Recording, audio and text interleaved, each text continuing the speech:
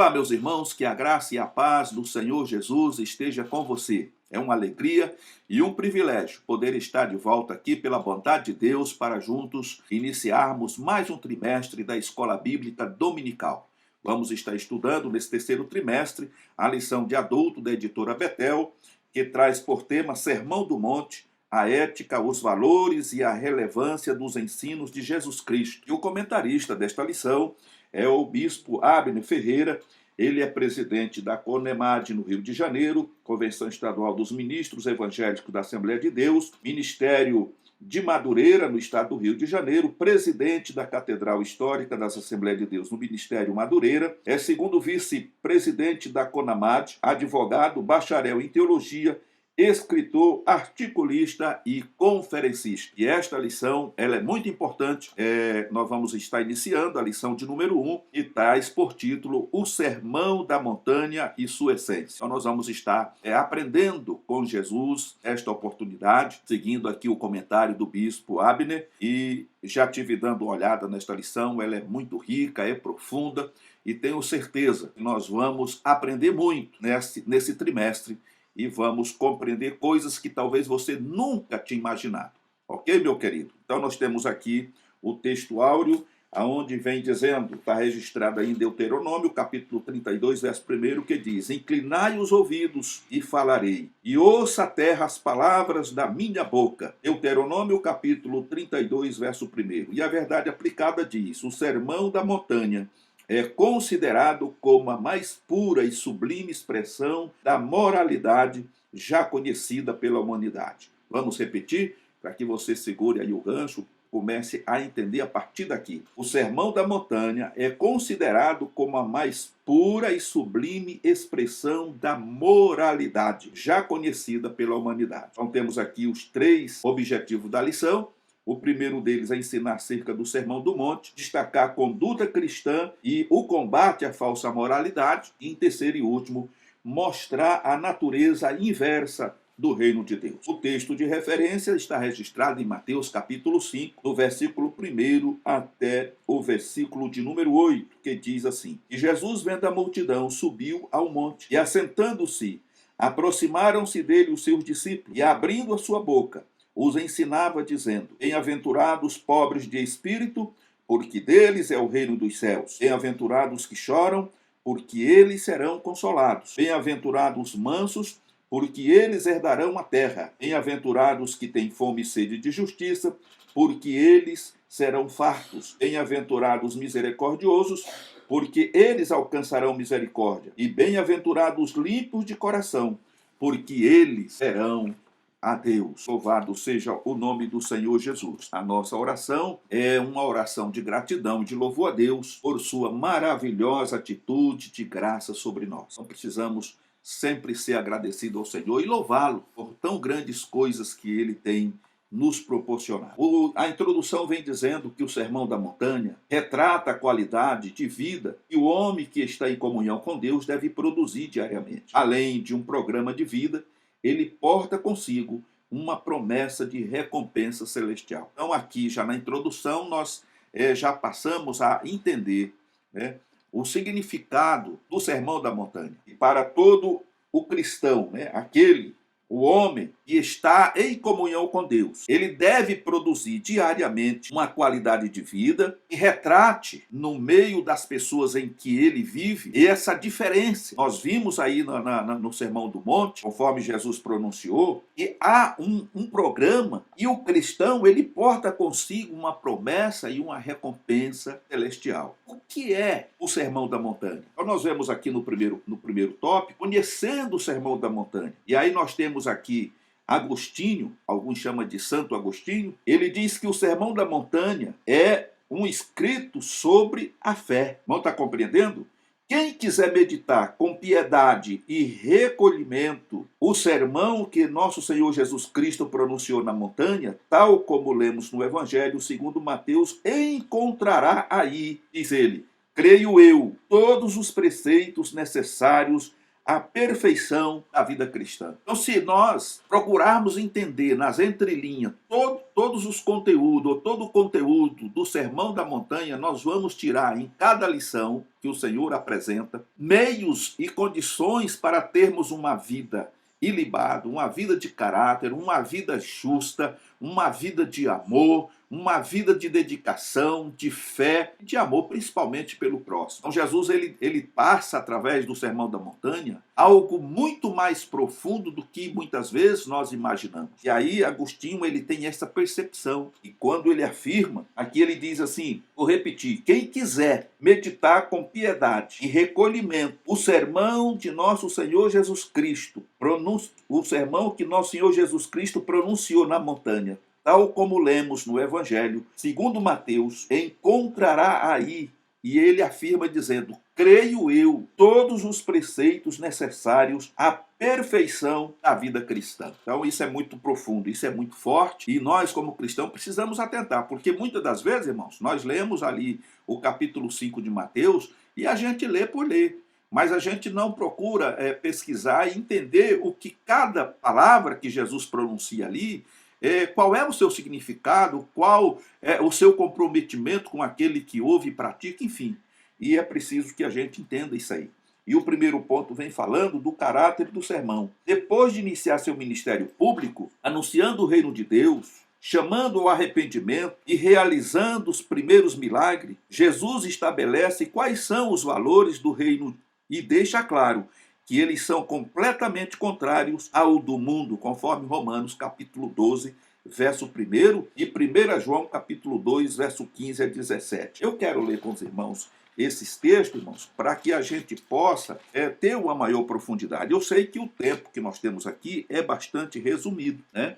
Mas é necessário que a gente possa compreender o que está escrito, né, conferindo na palavra de Deus, procurando entender, né, as referências que estão aqui. Então nós temos capítulo 12 de Romanos, onde vai estar mostrando para nós que, conforme diz o texto, nós precisamos entender que Jesus estabelece valores do reino e deixa claro que eles são completamente contrários aos do mundo. E aí, Romanos 12, primeiro, nós encontramos o quê? Paulo falando sobre a nova vida. Quando ele diz, rogo-vos, pois, irmãos, pela misericórdias de Deus, que apresentei os vossos corpos por sacrifício vivo, santo e agradável a Deus, que é o vosso culto racional. Né? Então nós vemos aqui que Paulo ele está convidando não os incrédulos, mas ele está convidando os cristãos. E ele está fazendo um rogo, é como se ele estivesse implorando,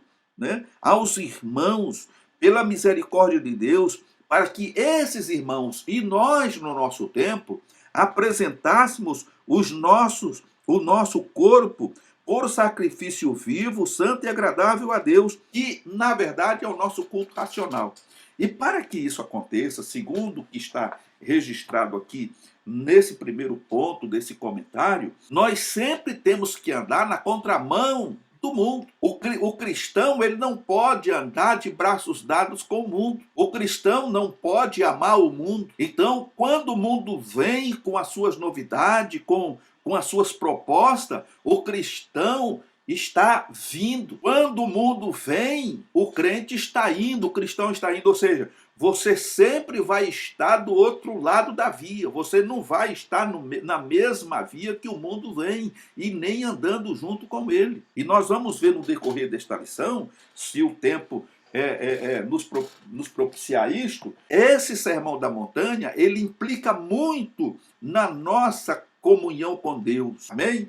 Então temos ainda uma outra referência que está registrada em 1 João, capítulo de número 2, aqui deixa eu ver aqui, capítulo 2, versículo de número 15, só para que a gente possa, né, dar o pontapé inicial nessa aula de hoje. Louvado seja o nome do Senhor Jesus. 1 João capítulo 2, versículo 15 a 17, ele vai dizer assim, ao 17, não se deve amar o mundo. Olha aí, os irmãos estão entendendo?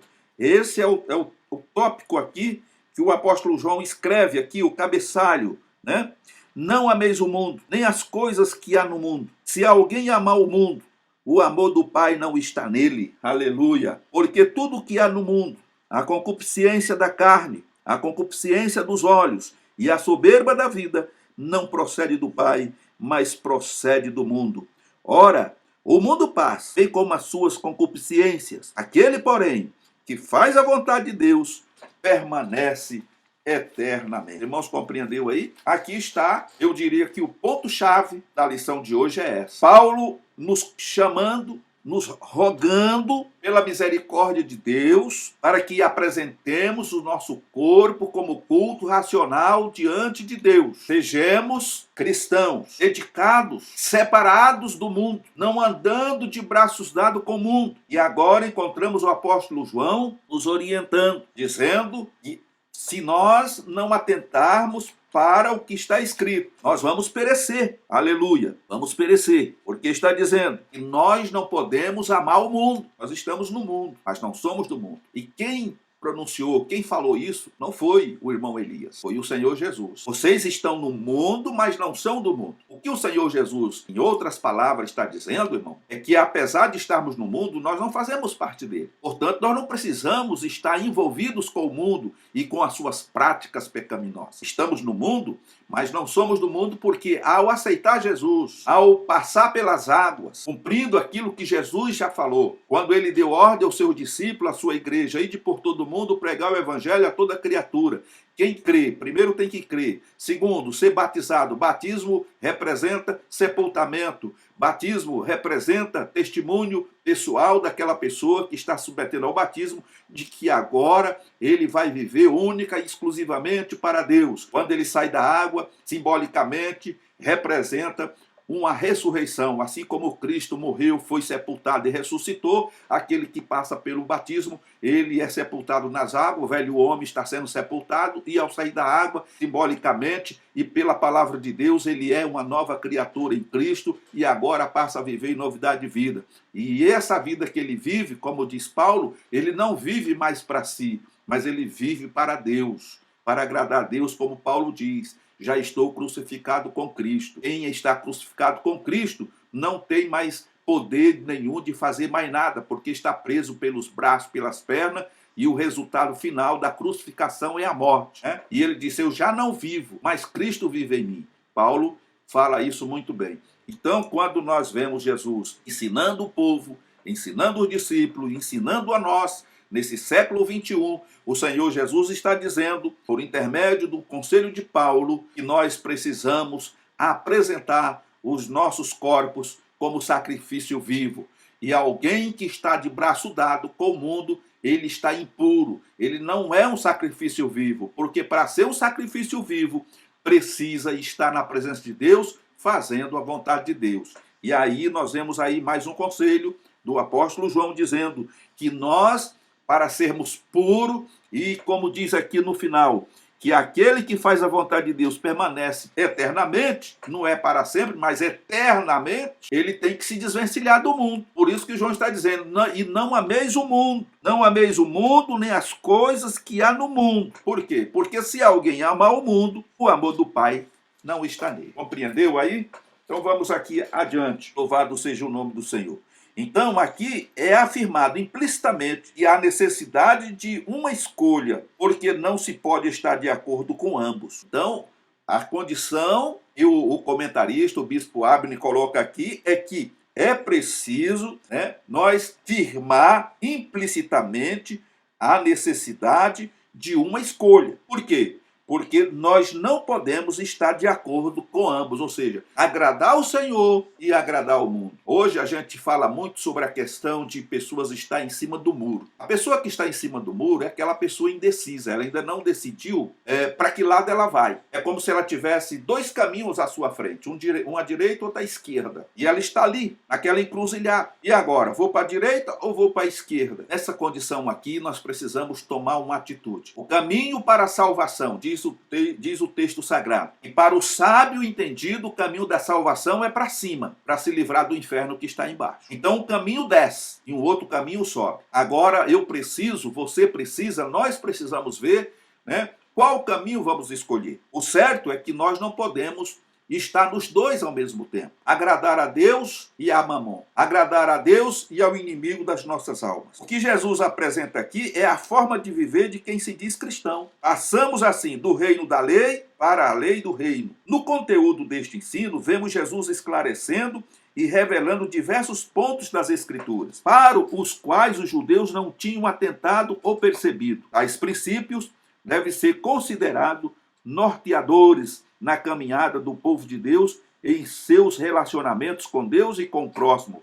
Mateus capítulo 7, versículo 22. Então, meus amados irmãos, um ponto interessante é que nós passamos do reino da lei para a lei do reino. Antigamente, o povo tinha, o reino era olho por olho, dente por dente e assim sucessivamente. Mas agora, nós passamos para a lei do reino. Então, houve aí uma inversão. E aí diz aqui o comentarista que no conteúdo deste ensino, vemos Jesus esclarecendo e revelando diversos pontos das Escrituras, para os quais os judeus não tinham atentado ou percebido. E tais princípios devem ser considerados norteadores na caminhada do povo de Deus em seus relacionamentos com Deus e com o próximo. E aí o Senhor Jesus anuncia a chegada do reino dos céus, chama as pessoas ao arrependimento e apresenta as condições para uma vida de bem-aventurança conforme a vontade de Deus, e isso está registrado lá em 1 Samuel, capítulo de número 15, verso 22. E aí vemos que o sermão da montanha, que também é conhecido como o discurso das bem-aventuranças, foi considerado por crentes e não crentes. Foi considerado por crentes e não crentes como um dos textos mais bonitos e significativos de todos os tempos. Porque ali o Senhor coloca tudo o que é necessário para que tenhamos uma vida de acordo com a sua vontade. Quando você lê aí o capítulo 5, está aqui na lição, e Jesus olha para a multidão, e aí ele vê a multidão e ele sobe aquele monte, e ele abrindo a sua boca os ensinava dizendo: bem-aventurados os pobres de espírito, porque dele é o reino dos céus. E aí Jesus vai mostrando, ele vai mostrar as condições pelas quais eu e você e nós podemos chegar a essa posição. Não é uma imposição da lei, não é julgando as pessoas, mas é nos colocando em humildade diante do Senhor, reconhecendo a nossa miserabilidade, reconhecendo que somos pecadores, que somos carentes da graça de Deus e nos submetendo a Ele de espírito, alma e corpo, ou ao contrário, corpo, alma e espírito. É dessa forma. Sem esse reconhecimento, nós seremos, e infelizmente existe muitos por aí, que defende a religião, pela religião morre, pela religião mata, e etc, e etc. Mas não é isso que o Senhor Jesus veio trazer. Jesus não trouxe uma religião. Jesus trouxe a salvação por intermédio do seu sacrifício, o seu sangue. Ele nos trouxe paz. Ele nos trouxe essa alegria que o mundo não consegue dar. E é por isso que somos gratos ao Senhor, porque quando entendemos a sua mensagem, a sua palavra, nós compreendemos que precisamos chegar mais perto do Senhor Jesus, nos tornar mais íntimo dele, termos mais comunhão com o Espírito Santo, para que assim possamos estar de pé na sua presença. No segundo ponto, do tópico 1, vemos que aqui sobre o conteúdo do sermão. E Mateus destaca 3 capítulos para descrever as palavras mais significantes proferidas por Jesus ali do alto do monte. O monte das bem-aventuranças, conforme registra Mateus capítulo 5, do verso 7, do verso 1 a 7 e versículo 29. O sermão do monte aborda questões importantíssimas acerca do amor ao próximo, a oração, o jejum e a conduta cristã. Muito do que é abordado nas cartas e epístolas podemos encontrar nesses 3 capítulos. O Sermão da Montanha é muito mais esclarecedor acerca da justiça de Deus e como ele deseja que os seus seguidores se comportem neste mundo, conforme Mateus capítulo 6 e 33. Então nós vemos, irmãos, que é um texto fascinante, mas também desconcertante, onde a pessoa é atraída e ao mesmo tempo se vê acuada pelo caráter do seu conteúdo. Os chamados para não resistir aos malvados, para amar os inimigos, para não julgar, para se tornar perfeito como o Pai Celestial, para entrar pela porta estreita que conduz à vida. Quem não fica perplexo diante de uma chamada ou de um chamado e não revidar diante de insultos, arrancar um olho ou cortar a mão direita para não escandalizar, a não se inquietar pelo amanhã, Mateus 5, verso 29 a 30 e capítulo 6, 34. É difícil, mas essa é a regra estabelecida. A pessoa que pisa você, que te menospreza, a pessoa que se declara publicamente que é teu inimigo e que deseja a tua morte, a tua desgraça. O Senhor, no Sermão do Monte, vem dizer que você precisa amar ele, orar por ele, conviver com ele, comer com ele, abraçar ele, mas não é aquele amor de fingimento, perdoar ele, mas não é aquele perdão de fingimento. É complicado, mas essa é a regra, essa é a lei. Você agora passou para a lei do reino. Você não está vivendo o reino da lei, mas você está vivendo agora a lei do reino. Para entrar no reino dos céus que Jesus vem pregando, nós precisamos nos submeter a isso. Amar o nosso próximo como a nós mesmos. Ter empatia por aqueles que têm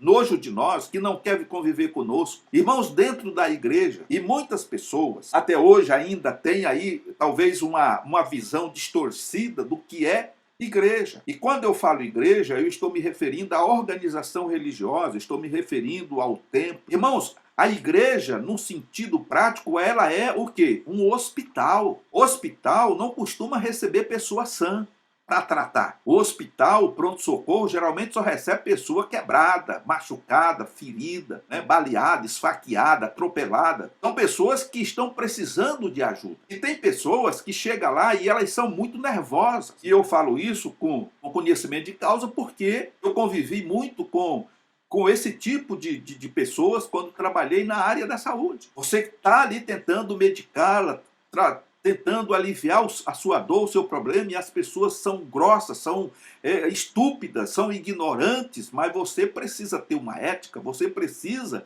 ter paciência, ter empatia por aquela pessoa para poder dar o tratamento que ela precisa, para que ela melhore, para que ela fique boa. E na igreja não é diferente. Pessoas pensam que a igreja é lugar só de santo, de pessoas que já estão 100% prontas para ir para o céu. Nós não podemos ver dessa forma. A igreja do Senhor Jesus, no templo onde você congrega, existe pessoas que ainda estão vivendo na luta contra o pecado, estão vivendo em conflito, e nós somos pessoas que precisamos estar atentos a isto para que possamos ajudá-las. Pessoas que se levantam no meio da igreja do Senhor e se declaram tuas inimigas, persegue, difama, faz um calúnio. Mas você não pode jogar essa pessoa no inferno, porque a alma dela custou o sangue de Jesus. E assim como Jesus não revidou, e assim como Jesus ele não blasfemou e não praguejou aqueles que lhe feriram, da mesma forma precisamos agir. É o que está dizendo o texto. Nós precisamos ter esse cuidado. Como diz aqui, nós precisamos, a pessoa é atraída e ao mesmo tempo se vê acuada pelo caráter de seu conteúdo, e chamados para não resistir. Olha só, o chamado para não resistir aos malvados. Quantas pessoas já te fizeram mal? Você não pode resistir. Às vezes você olha para ele e fala, esse camarada não dá nada para mim, eu vou pegar ele aqui e vou quebrar ele na emenda. Mas você não vai. Está dizendo aqui que você não vai resistir. Você vai aceitar. Para amar os inimigos, para não julgar, para se tornar perfeito como o Pai Celestial, para entrar pela porta estreita que conduz à vida. A questão é, quem não fica perplexo diante de um chamado a não revidar diante de um insulto, arrancar um olho ou cortar a mão direita para não escandalizar o irmãozinho? Aliás, Paulo ele ensina sobre isso. Se você fizer uma coisa que aquele irmãozinho, que ainda é um neófito, não consegue, para não escandalizar e para que ele não venha se perder, você deve, eu sou crente, eu conheço Jesus, eu estou lá preocupado com quem quer que seja, cada um que se vire. Não é assim. Então a gente tem que carregar a carga uns dos outros. Se você se julga ser forte, então vigie para que você não caia. Amém? Então, seguindo aqui, o ponto de número 3. O local do sermão. Mateus menciona que Jesus sobe ao monte e do alto começa a ensinar a seus discípulos e aqueles que estavam ao seu redor, conforme está registrado em Mateus 5, verso 1, 2. Verso de 1 a 2. Por que uma montanha? Porque ela tem um significado muito importante para seus ouvintes. Com muita frequência lemos nas Escrituras que Deus se manifestou em um monte que da altura falou, por exemplo, a Abraão e Moisés. Aqui se vê claramente que Jesus não é apenas o profeta que seria levantado como Moisés, conforme registra Deuteronômio, capítulo 18, verso 15 e versículo 18. Embora esteja no sentido de guiar seu povo para fora da escravidão, do pecado e da morte, para a verdadeira terra prometida. Mas é o próprio Deus. Sim, porque ele não recebe de ninguém as tábuas da lei.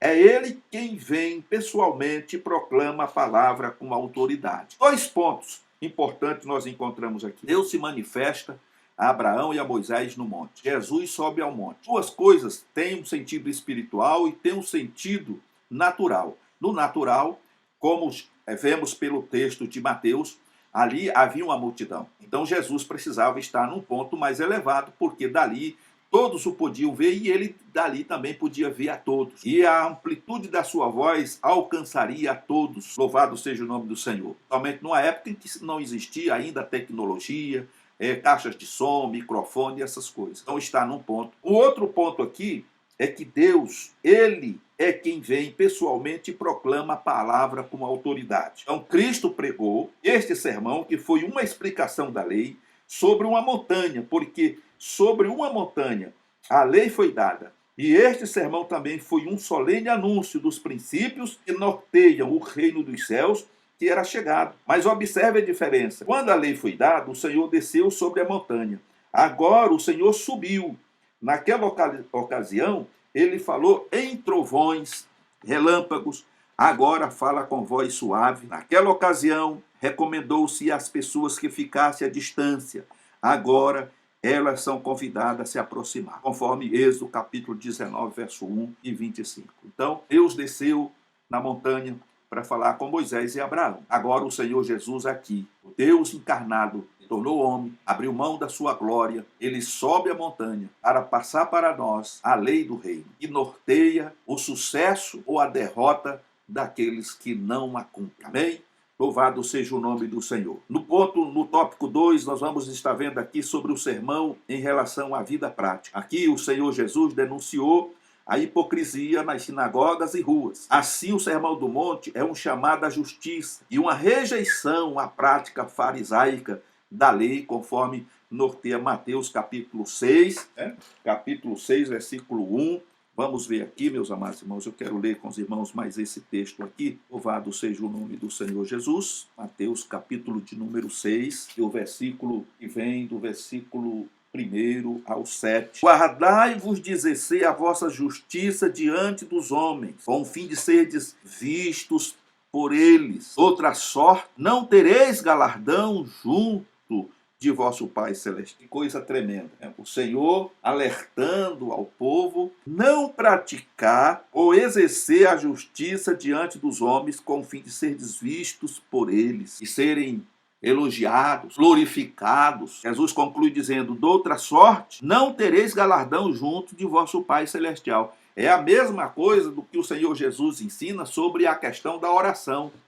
Nós vemos que os fariseus, eles costumavam orar, no canto das praças, nas esquinas, em voz alta, com o cabelo todo emaranhado, porque eles nem sequer lavavam o rosto. Talvez, eu não sei se na época tinha como escovar os dentes, não lavavam o cabelo, a cabeça, para pentear o cabelo, arrumar o cabelo, mas eles ficavam lá todo alvoroçado, cabelo todo alvoroçado, a barba toda assanhada, e eles ficavam orando em voz alta, e gostavam muito de menosprezar os gentios. E eles estavam fazendo isso à toa, ao léu. Por quê? Porque Deus não ouvia as orações deles. E Jesus recrimina isso. E agora o Senhor está falando aos irmãos, a nós, que nós precisamos evitar isso. E aí prossegue ainda o texto dizendo, então vejamos o texto. O texto diz aqui no versículo 2, quando, pois, deres esmola, não toqueis trombeta diante de ti, como fazem os hipócritas, nas sinagogas, nas ruas, para serem glorificados pelos homens. Em verdade vos digo que eles já receberam a recompensa. Ou, porém, ao dares a esmola, ignore a tua mão.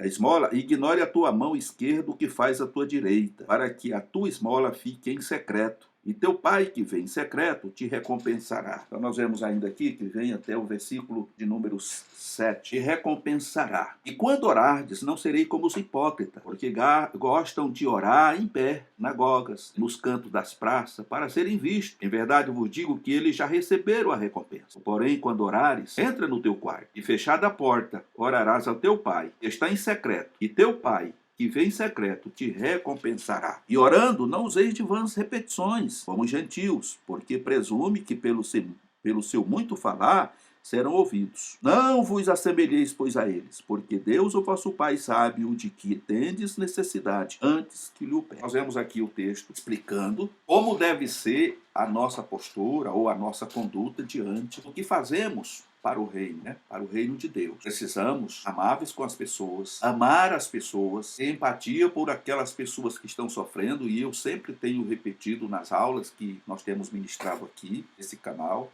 que infelizmente nós temos um costume muito feio. Muitas vezes nós vamos ao templo adorar o Senhor, e lá no meio tem aquelas pessoas simples, humildes, muitas vezes sofrendo, passando necessidade, e nós não temos empatia. Cada um por si, Deus por todos. Só nós precisamos mudar esse foco, porque se nós não agirmos dessa forma, nós seremos forte candidato a ficar na volta de Jesus. Porque esse é um princípio que o Senhor Jesus ensinou, assim como foi entregue a lei a Moisés, o Senhor, através desse sermão, ele está nos dando as diretrizes de como um cristão verdadeiro deve se portar diante dele. Então, isso tem um peso muito grande e nós precisamos atentar para isso. Um outro ponto aqui, desse tópico 2, ele vai estar falando sobre a conduta do cidadão do reino. E nós fazemos parte do reino. Nós somos representantes. O apóstolo Paulo, ele afirma que nós somos embaixadores. Você sabe qual é a função de um embaixador? A função de um embaixador é representar o seu país ou o seu reino. No caso aqui, nós representamos o reino dos céus. Na oração do Pai Nosso, explica muito bem essa questão. Venha a nós o teu reino e seja feita não a minha vontade, mas a vontade do Pai. E quando a vontade do Pai ela é feita, então eu, como súdito, preciso obedecer essa vontade e cumprir a vontade do Pai. Ok, meus amados irmãos? Então diz aqui que é importante notar que as bem-aventuranças descritas no Sermão da Montanha não são uma série de regulamentos que alguém deve obedecer para se tornar um cristão. São uma descrição de como um seguidor de Cristo deve viver. Entendeu aí? Deve-se observar também que o sermão acontece no início do ministério de Jesus Cristo. Ele começou seu ministério pregando o arrependimento e a chegada do reino dos céus, conforme está registrado em Mateus 4,17, para realçar a diferença. E este arrependimento, ele ensinou as qualidades fundamentais do caráter cristão, onde seus seguidores deve viver uma conduta diferente, tanto daqueles que estão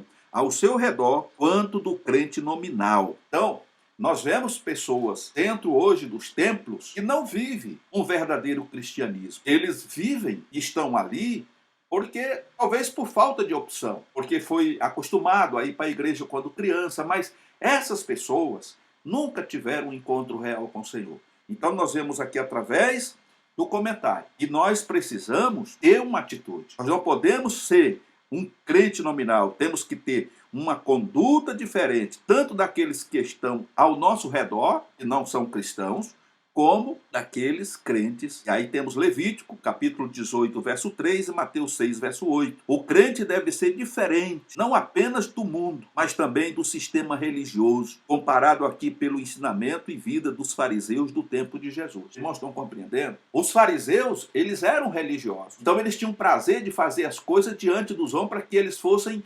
enaltecidos, glorificados, elogiados, ovacionados, como muitas pessoas hoje se sentem bem. Eles queriam estar no topo da fama. O cristão é diferente. O cristão não faz as coisas para se aparecer, para ser ovacionado, para ser glorificado ou para ficar na fama. O cristão faz o bem porque ele é um cristão e ele tem empatia pelo aquele que é necessitado. As pessoas como Jesus, como o Senhor ordenou. Ama ao próximo como a si mesmo. Ele tem prazer na lei do Senhor. Ele tem prazer em estar junto com as pessoas e mostrar o verdadeiro sentido do amor, da fé e da comunhão. Louvado seja o nome do Senhor. Então Jesus declara que seria a prioridade daqueles que fazem parte de seu reino. Ele estabeleceu uma busca pela compreensão do reino e a justiça como alicerce de vida. A justiça ou retidão de vida é um requisito indispensável como cidadão do reino, e o povo conhecia apenas a justiça ensinada pelos fariseus. O Sermão do Monte lança luz à verdade divina e denuncia o falso conceito de justiça ensinado pelos fariseus e mestres da época de Jesus. Então Jesus sobressaiu a tudo isso e ele ensina agora ao seu povo, à sua igreja, a também fazer semelhante ao que ele fez. Ter cuidado para não se aparecer, querer ser grande, pois Jesus diz que aquele que quiser ser o maior deve ser o menor e deve servir a todos. Amém? Jesus sendo Deus, Jesus sendo o Senhor de todas as coisas, ele se humilhou. Ele se tornou homem como eu e você. Se humilhou ao ponto de morrer na cruz. Então nós precisamos ter esse entendimento. E quando eu quero ser grande, aí eu tenho que me tornar servo de todos. Tenho que descer, porque grande é só o Senhor. Louvado seja o nome do Senhor para sempre. O segundo ponto, temos aqui a questão da essência contidas nas entrelinhas do sermão. Jesus, vendo a multidão e o seguia, ele sobe ao monte e seus discípulos se aproximam. Então ele começa a ensinar tanto a forma como deveriam viver, quanto a anunciar aos homens de acordo com o William, anunciar aos homens. Aí, de acordo com William Barclay, o termo grego registrado por Mateus como abriu a boca abrange dois sentidos especiais. A. É usado como prefácio de alguma declaração particularmente solene ou importante, uma declaração de peso. E B. Usa-se para referir-se a afirmações de uma pessoa que verdadeiramente está abrindo seu coração e mostrando os conteúdos mais íntimos de sua mente. O termo grego usa, ensinava, e estava no tempo imperfeito e descreve uma ação que se repete, ou seja, não se trata de algo que não mais foi enfatizado, mas aponta para a essência do que Jesus ensinava continuamente e de maneira habitual aos seus discípulos, conforme vimos ali em Mateus capítulo 5, do verso 1 a 2, e depois capítulo 9, verso 35. Então, o Sermão da Montanha é algo muito maior e importante do que em geral pensamos. Mateus, nestas breves palavras introdutórias, nos faz notar que se trata do ensino oficial de Jesus. E nestas palavras, ele está abrindo seu coração a seus discípulos, eles comunicando o mais profundo de seu pensamento, e esse sermão é o resumo do ensino que Jesus costumava transmitir ao círculo mais íntimo de seus seguidores, conforme vemos registrado ali em Mateus, no capítulo 7, verso 24. O Sermão da Montanha não é outra coisa que a evocação concentrada de muitas horas de comunhão íntima entre os discípulos e o seu mestre. Então o Senhor Jesus estava agora passando para os irmãos, para todos ali que estavam ouvindo. Talvez muita gente saiu dali sem entender nada, mas os discípulos e aqueles que eram mais próximos de Jesus passou a entender a profundidade e o significado deste sermão. Aí no terceiro e último tópico aqui, do ponto 2, do tópico 2, diz que o combate à falsa moralidade. E aqui, Jesus, usando o Sermão do Monte, ele usa esse trecho para revelar, ele se revela como cumpridor da lei. Então Jesus, ele cumpre toda a lei. E como ele diz, eu não vim revogar a lei, ou abrogar a lei, mas vim cumprir. Então nós vemos isso registrado em Mateus 5, 17 a 20. Logo em seguida ele passa a alertar quanto a uma abrangência maior e mais profunda da lei do que a interpretação tradicional segundo os fariseus. Jesus apresenta, por exemplo, um enfoque que até então não era considerado com relação ao homicídio, conforme registra Mateus capítulo 5, 21 a 26, ao adultério, Mateus capítulo 5, 27 e 30, ao divórcio, Mateus 5, 31 a 32, aos juramentos, Mateus 5, 33 a 37, à vingança, Mateus 5, 38 a 42, e finalmente ao amor, Mateus 5, 43 a 48. Dessa feita, o Senhor Jesus, ao apresentar um novo enfoque e denunciar a prática hipócrita dos fariseus, lhe apresenta o que é a verdadeira justiça e como o cidadão do reino deveriam vivê-la. Mateus capítulo 5 e versículo de número 3. Então nós vemos ali, irmãos, que quando Jesus ele aponta todos esses requisitos, os líderes religiosos da época de Jesus, ele possuía uma justiça artificial. Eu diria que não é muito diferente dos dias em que vivemos. As pessoas vão de acordo com aquilo que é conveniente. Eles tinham ali uma justiça artificial e exterior, baseada apenas nos ritos da lei. Certo? A justiça que Jesus descreve aqui, porém, é a justiça verdadeira, é a justiça essencial, e ela começa no interior do coração de cada seguidor. Então eu digo que isso é um operar do Espírito Santo. À medida que você se coloca à disposição de Deus, o Espírito Santo passa a trabalhar no seu ser, e ele vai trazendo essas qualidades que o mundo não tem, e você passa a agir de maneira diferente do que o mundo age, okay? Então isso é muito importante quando a gente compreende. É por isso que nós não podemos ser um crente nominal. Nós não podemos ser aquele crente bitolado. Nós temos que procurar, como diz Paulo, o renovo da nossa mente, né? A renovação da nossa mente. Ou seja,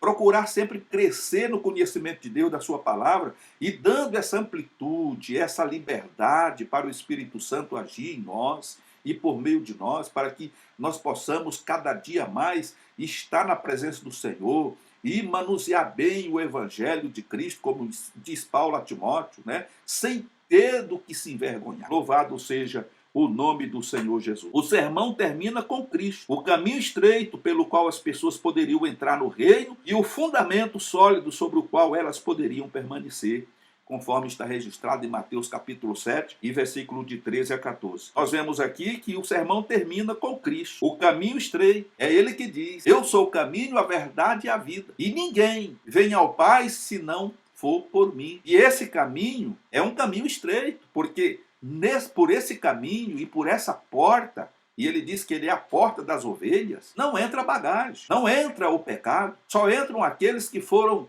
lavados e purificados pelo sangue de Jesus. Então nós precisamos, como cristão, rever os nossos conceitos, o que estamos fazendo no templo, o que estamos fazendo no meio da igreja do Senhor. Nós somos trigo ou somos joio? Caminhando para o céu ou caminhando para o inferno? É preciso rever isso. E Jesus está nos chamando para que façamos esse exame de consciência. Estamos fazendo da nossa vida, hein?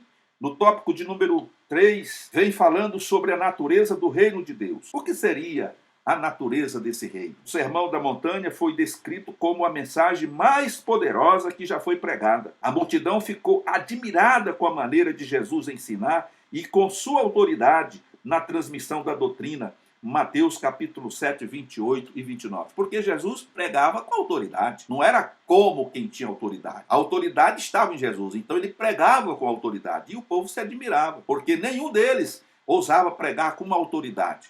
Louvado seja o nome do Senhor. E aí vemos aqui o novo sistema de valores. A abertura do sermão soa familiar para muitos. Todavia, a ideia de Jesus acerca das bênçãos é totalmente diferente que muitos de nós imaginamos. Jesus nos oferece uma nova vara de medir, um novo par de lentes, um novo sistema de valores ao revelar o reino dos céus, conforme está registrado em Mateus 5, 19 a 20. Para entender essa bênção, precisamos compreender os valores do reino. Valores que parecem não ter sentido, são ensinados por ele.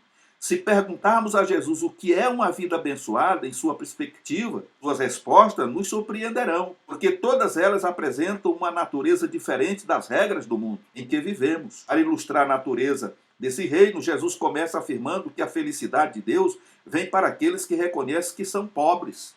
Você pode ser rico, você pode ter aplicação na bolsa de valores, pode ser um empresário, você pode ter um bom emprego, um bom trabalho, ganhar um bom salário, mas aos olhos de Deus, para ser alguém abençoado, você precisa se tornar um pobre. E quando eu falo se tornar um pobre, eu estou dizendo o quê? Vamos trocar isso em miúdo. Isso não quer dizer que você tem que jogar tudo que você conquistou, mas você tem que viver a vida como se não tivesse. Aquelas coisas, elas não podem se tornar prioridades na tua vida. Está em primeiro lugar diante de Deus. É isso que o Senhor está dizendo aqui. Deus vem para aqueles que reconhecem que são pobres. Então, para ilustrar a natureza desse reino, Jesus começa afirmando que a felicidade de Deus, ela vem para aqueles que reconhecem que são pobres. Esses pobres são aqueles que, mesmo possuindo muita fortuna, muitas riquezas, eles não têm isso em prioridade a Deus. Porque eles entendem e eles sabem que tudo que se conquista nessa vida terrena é passageiro. Como disse, o mundo passa com as suas concupiscências, mas aquele que faz a vontade de Deus permanece eternamente. Então, a nossa função como cristão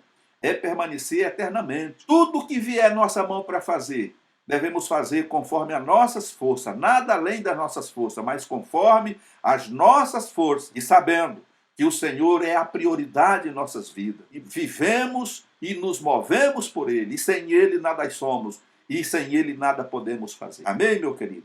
Louvado seja o nome do Senhor.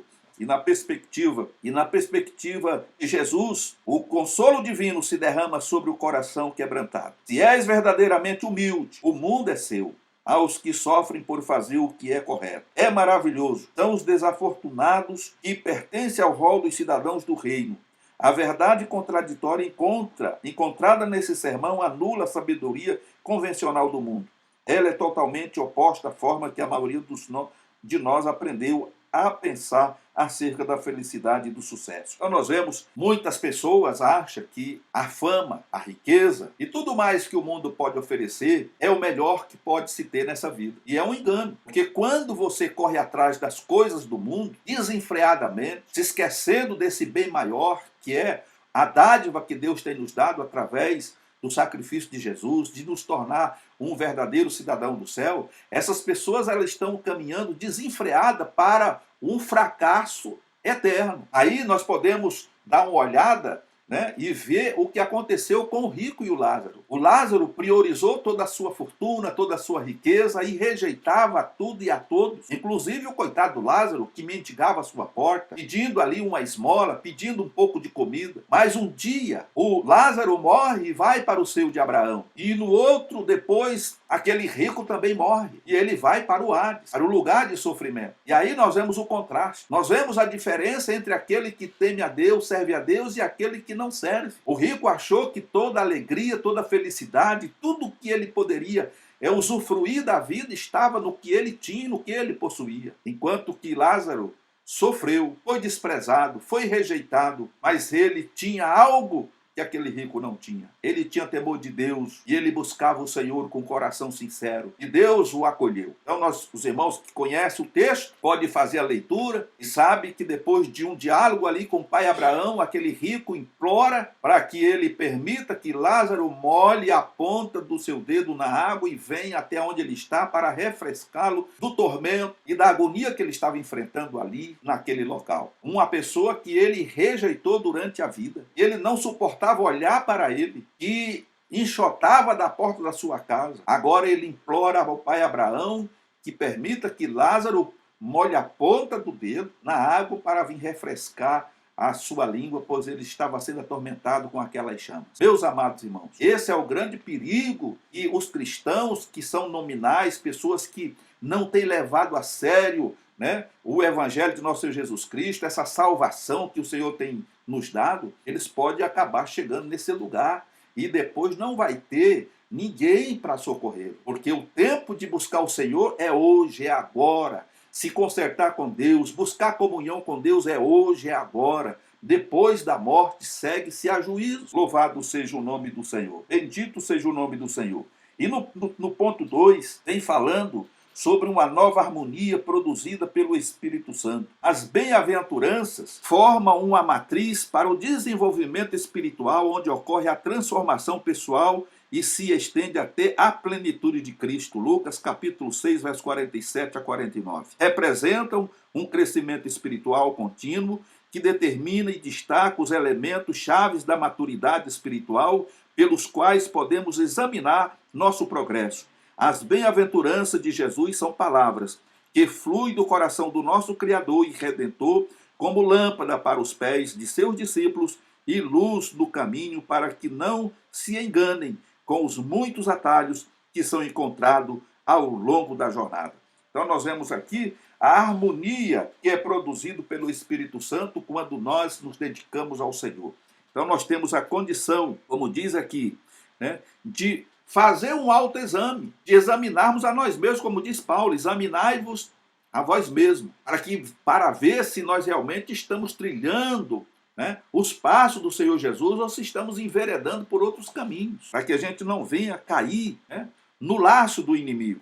Porque, como diz aqui o texto, representam, aqui Lucas 6, 47 por 49, representam um crescimento espiritual contínuo, que determina e destaca os elementos-chave da maturidade espiritual, pelos quais podemos examinar nosso progresso. Então, o desejo do Senhor Jesus é que nós possamos crescer a cada dia mais. E quando a gente vive nessa comunhão, através do Espírito Santo, nós vamos aprendendo mais de Jesus, crescendo mais no conhecimento de Deus, da sua palavra.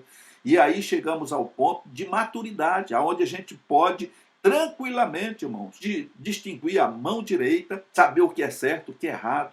E aí os laços que o inimigo muitas vezes prepara, uma coisa assim maquiada, bonita por fora, mas por dentro cheio de veneno, a gente vai vigiar na terra, irmãos, e não vamos né, abraçar aquelas coisas, porque sabemos que ali está o veneno e que nós não somos mais do mundo. O Senhor nos deixou no mundo, mas não pertencemos a ele. Nós somos agora de um reino, do reino dos céus. Fazemos parte de uma família santa. Louvado seja o nome do Senhor. No maior sermão de Jesus, ele começa com as bem-aventuranças. São 9 declarações que viram nosso mundo de cabeça para baixo. Ele está estabelecendo uma contracultura, uma maneira diferente de ver a realidade com um conjunto chocante de bênçãos. Jesus está nos pedindo para nos ajuntarmos a ele em um reino que desafia tudo o que normalmente acreditamos e amamos e que nos oferece mais do que jamais imaginamos. Então essa é a condição do reino. O reino dos céus, ele vem na contramão de tudo que a gente está acostumado a ver. E para fazer parte desse reino, você tem que largar de um para poder segurar no outro. Não dá, irmão, para ficar em cima do muro e nem ficar agarrado em 2 galhos ao mesmo tempo. Você tem que decidir, porque só assim você vai fazer parte deste reino e usufruir das bênçãos que o Senhor tem para cada um daqueles que são fiéis a ele. No ponto 3, no tópico 3, diz assim: Jesus, o exemplo do modelo da vida cristã. Então, a única pessoa com quem devemos aprender, irmãos, não é com João, não é com Pedro, não é com a Maria, não é com a Antônia. O modelo e o exemplo de uma vida cristã abalizada é Jesus Cristo. Infelizmente, muitas vezes, irmãos, nós nos escandalizamos, abandonamos Jesus porque adotamos alguém dentro da igreja como nosso ídolo maior. Ah, eu amo aquela irmã, eu amo aquele irmão, aquele homem é uma bênção de Deus, aquela irmã é uma bênção de Deus. Aí, de repente, aquele irmão cai, aquela irmã cai, e a frustração é tão grande que a gente acaba se afastando do Senhor Jesus. Atenteado aqui, através desse comentário, que Jesus é o único exemplo e modelo da minha e da tua vida cristã. Devemos ver este sermão como modelo para a vida cristã, realista, mas ideal. Apesar do sermão da montanha nos dar o ideal do discipulado, essa meta se apresenta dentro de uma compreensão realista da vida humana diária, que será transformada pela participação na vida da nova aliança. A nova aliança que Jesus inaugura inclui tanto o perdão dos pecados, quanto à transformação de vidas a partir da regeneração e continuando no crescimento espiritual produzido pelo Espírito Santo, conforme está registrado em Ezequiel, capítulo 36, 26 a 29, e Tito, capítulo 3, verso 4 a 7. Embora o Espírito Santo não seja mencionado explicitamente no sermão, ungido pelo Espírito de Deus, Jesus exemplifica o tipo de vida capacitada pelo Espírito para viver o ensino puro no Sermão da Montanha. Mateus capítulo 3, 16, capítulo 4, verso 1 e capítulo 10, versículo 25, parte A. Então nós vemos aqui que o Espírito Santo, e somente por intermédio dele, ser o imitador de Cristo, viver como Cristo viveu, né? Tendo compaixão, amando, praticando a justiça e andando na contramão do mundo e do pecado. Louvado seja o nome do Senhor Jesus. Viver de acordo com os ditames das Sagradas Escrituras é ser diferente e viver o inverso do padrão que o mundo oferece. Você está disposto a isso, irmão? Você vive isso, né, no inverso do padrão que o mundo tem oferecido? Ou você está andando de mão dada com o mundo? O Sermão da Montanha nos apresenta uma perspectiva radicalmente diferente daquela do mundo ao nosso redor. O mundo estimula o orgulho, o pecado, a corrupção, e tudo aquilo que Deus abomina. Nos apresenta outra forma de vida, onde devem prevalecer a humildade, a justiça e o amor. Capítulo 6, versículo de 27 a 35. Para concluirmos, dizemos que o Sermão da Montanha nos ensina que ainda existe muitas outras bênçãos nos esperando para dar as boas-vindas. Acima de tudo, elas apontam para aquele que encarna cada uma de suas letras. Louvado seja o nome do Senhor Jesus. Meus amados irmãos, chegamos ao final desta lição, esse terceiro trimestre de 2022. O Espírito Santo fale profundamente ao seu coração, ele venha esclarecer melhor aquilo que não tivemos condições de passar para você, e que possamos crescer no conhecimento de Deus, entendendo que a nossa salvação ela está mais próxima de nós do que quando aceitamos a fé. Portanto, meus queridos, fiquem na paz do Senhor Jesus e até domingo que vem, quando estaremos aqui de volta, se assim o nosso Senhor Deus nos permitir.